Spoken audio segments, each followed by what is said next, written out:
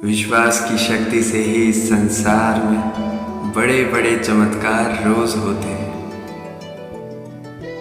ये विश्वास बहुत अमूल्य है।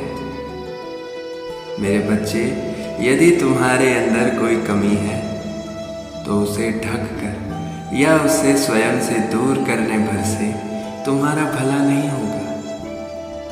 इसके लिए तुम्हें स्वयं को और बेहतर भी बनाना पड़ेगा। तभी तुम अपनी इच्छानुसार कार्यों को प्रतिपादित कर पाओगे। इस संसार में जो व्यक्ति केवल अपने लिए जीता है उसका एक दिन में ही मरण हो जाता है, परंतु जो व्यक्ति इस संसार को अपना परिवार, अपना घर मानकर जीवन जीता है उस व्यक्ति का मरण नहीं स्मरण होता है, वो भी संसार के अंत तक। इसीलिए मेरे बच्चे, इस संसार से जुड़ो, सभी से प्रेम भाव रखो। इसका तुम्हें अलग ही आनंद प्राप्त होगा। ये अंतहीन आनंद होता है। यही तुम्हारे द्वारा की गई मेरी सर्वश्रेष्ठ भक्ति होगी। मेरे बच्चे, इस प्रकार की भक्ति न सिर्फ तुम्हें मेरे समीप लाएगी बल्कि ये तुम्हें तुम्हारे समीप भी ले जाएगी। यही तुम्हारे जीवन में सुखों का संचार करेगी। वो सुख जिसकी आवश्यकता तुम्हारी आत्मा को है। मेरे बच्चे, ये संसार भले ही स्वार्थी प्रतीत होता है, पर तुम अपना मन मलिन बिल्कुल मत करना। अपनी अद्भुत ऊर्जा को सकारात्मक ही रखना। अपनी पवित्र ऊर्जा को किसी और की नकारात्मकता से प्रभावित ना होने देना। किसी को यदि जवाब देना भी पड़े तो अपने कर्मों से दो। तुम्हें चुनौतियों से भयभीत नहीं होना है, क्योंकि तुम मेरे प्रिय भक्त हो। जो व्यक्ति जीवन में भयभीत होता हो वह जीवन में आगे नहीं बढ़ पाता है। तुम्हारा जन्म सफल होने के लिए हुआ है। अपनी अलौकिक ऊर्जा से तुम्हें इस संसार का कल्याण करना है। उसके लिए तुम्हें स्वयं को तैयार करना पड़ेगा, स्वयं पर कार्य करना होगा। प्रतिदिन तुम्हें अपनी कुशलता और ज्ञान को बढ़ाने के लिए कार्य करना होगा। मेरे बच्चे, मैं तुम्हारे साथ रहते रहते तुम्हारे जीवन का हिस्सा बन गया। तुम्हारी भक्ति ने मुझे तुमसे पूरी तरह से जोड़ दिया है। आज मैं चाहता हूं कि तुम मेरी एक बात सुनो जिसकी तुम्हें अत्यंत आवश्यकता है। मेरे बच्चे, तुम्हारे आसपास अधिकतर लोग तुमसे प्रेम करने वाले हैं, परंतु बहुत से लोग ऐसे भी हैं जो तुम्हें पसंद नहीं करते या तुमसे घृणा करते हैं। ऐसे में प्रश्न ये है कि जो लोग तुमसे घृणा करते हैं उनके साथ क्या करें? उनके साथ तुम कुछ मत करो, उन्हें भूल जाओ। कोई यदि तुमसे घृणा करता है तो तुम्हें उससे घृणा करने की भी आवश्यकता नहीं है। घृणा करना उस व्यक्ति की समस्या है, तुम्हारी नहीं। यदि तुम इस स्थान पर नहीं होते तो भी वह व्यक्ति किसी न किसी से घृणा कर ही रहा होता। अगर पूरी धरती पर कोई न होता और वह अकेला ही होता तो वह स्वयं से घृणा कर रहा होता। घृणा करना उस व्यक्ति की समस्या होती है जो घृणा करता है। इसीलिए मेरे बच्चे, कभी भी किसी से मत करना। यही एक सच्चे भक्त की पहचान है। यही तुम्हें औरों से अलग और सुखी बनाती है। यही प्रवृत्ति तुम्हें संसार के सभी जीवों के समीप ले जाती है। मेरे बच्चे, मनुष्य के जीवन में केवल दो ही मूल वस्तु है, सुख और दुख। सुख वो है जो मनुष्य को उसकी सच्चाई दिखाए, और दुख वो है जो मनुष्य को अपने आसपास वालों की सच्चाई दिखाए। तुम्हारे जीवन के इन्हीं दो पक्षों के बारे में तुम्हें आज मैं एक कहानी सुनाने जा रहा हूँ। एक बार देवी सीता ने मुझसे कहा कि हे स्वामी, मैंने धरती पर यह देखा है कि आप उन्हीं मनुष्यों को ज्यादा दुख देते हैं जो पहले से ही दुखी होते हैं, और जो मनुष्य पहले से ही काफी सुखी हैं, आप उन मनुष्यों को और भी ज्यादा सुख प्रदान करते हैं। मैंने देवी सीता की इस बात का उत्तर देने के लिए उन्हें धरती पर मनुष्य रूप में अवतरित होने को कहा। हम दोनों ने मनुष्य रूप में एक छोटे से गांव के पास अपनी कुटिया बनाई। शाम होने पर मैंने माता सीता से कहा कि हमें दूसरे मनुष्यों की तरह अपने रात के भोजन की तैयारी करनी होगी, इसीलिए मैं भोजन सामग्री की व्यवस्था करने जा रहा हूँ और तुम चूल्हे की व्यवस्था कर लो। यह कहकर मैं वहां से चला गया।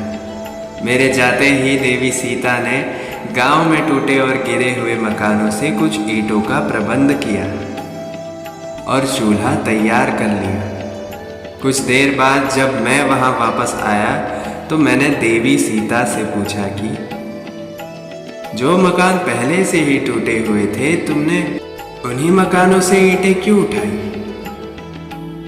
जबकि तुम तो अच्छे और सुंदर दिख रहे मकानों से भी तो ईंटें ला सकती थी। यह सुनकर देवी सीता ने कहा कि हे प्रभु, अच्छे और सुंदर दिख रहे मकानों के निवासियों ने उन मकानों का अच्छे से ध्यान रखा है।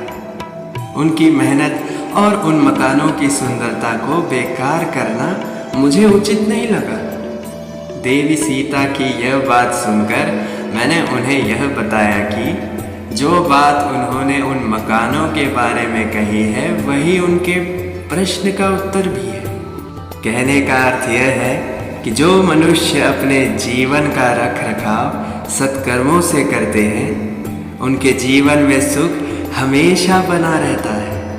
अपितु जो मनुष्य अपने जीवन को अपने ही कुकर्मों से नष्ट कर देते हैं, उनके जीवन में हमेशा ही दुख बना रहता है। इसीलिए मनुष्य को अपने जीवन को सदैव खुशियों और सत्कर्मों से इतना सुंदर बनाना चाहिए जिससे उसके जीवन में दुख प्रदान करना मुझे कभी भी उचित ना लगे। मैं जानता हूँ कि तुम मेरी भक्ति के लिए दुनिया के किसी भी कठिन से कठिन कार्य को कर सकते हो, परंतु मेरे बच्चे, तुम्हारे लिए यह समझना अत्यंत आवश्यक है कि मेरी भक्ति करना बिल्कुल भी कठिन कार्य नहीं है। मेरी सच्चे मन से भक्ति करने के लिए तुम्हें केवल एक बात का ध्यान रखना होगा। वह यह है कि मेरी भक्ति करने के लिए दुनिया भर के आडंबर आवश्यक नहीं है, बल्कि भक्ति के लिए आवश्यक है सिर्फ भक्ति। तुम इस बात से अवश्य अवगत होगे कि मैं सर्वव्यापी हूँ। सर्वव्यापी होने का अर्थ है कि मैं कण कण में व्याप्त हूँ। इसीलिए अगर तुम मेरे सच्चे भक्त हो तो तुम्हें मैं संसार के हर कोने में दिखाई दूंगा। एक भक्त अगर अपने भगवान का सच्चे मन से ध्यान करता है तो उस भक्त को अपने भगवान के दर्शन होना निश्चित है। किंतु भगवान अपने भक्त को कब, कहाँ और किस रूप में दर्शन देंगे, यह अनिश्चित है। इसी वजह से सभी भक्तों को हर वक्त अपने भगवान का स्मरण रखना चाहिए और दुनिया के सभी जीवों में अपने भगवान को देखना चाहिए। एक भक्त की भक्ति तभी सफल हो सकती है जब वह संसार के सभी जीवों से उसी प्रकार स्नेह करे जिस प्रकार वह अपने भगवान से स्नेह करता है।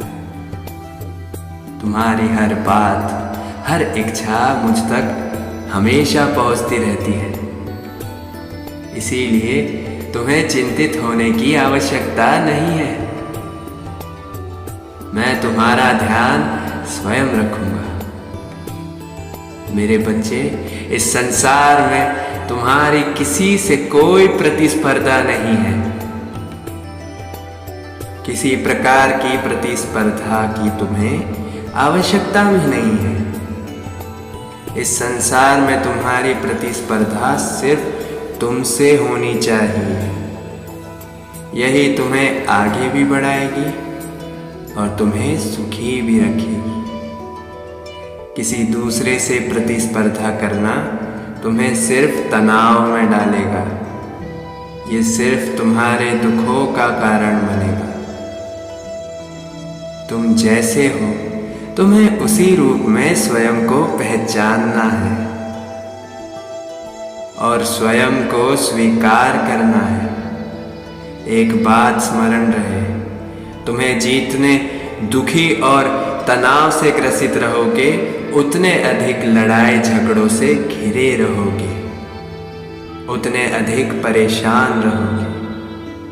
वही यदि तुम खुश और प्रफुल्लित रहते हो तो तुम्हारी ऊर्जा कलह में पड़ने वाली नहीं, अपितु उन्हें समाप्त करने वाली होगी। ये कुछ मूल मंत्र हैं जो तुम्हारे जीवन को सही दशा में लाकर उसे नई दिशा प्रदान करने में तुम्हारी सहायता करेंगे। इसके लिए तुम्हें मेरी बात माननी होगी। मेरा आशीर्वाद सदैव तुम्हारे साथ है।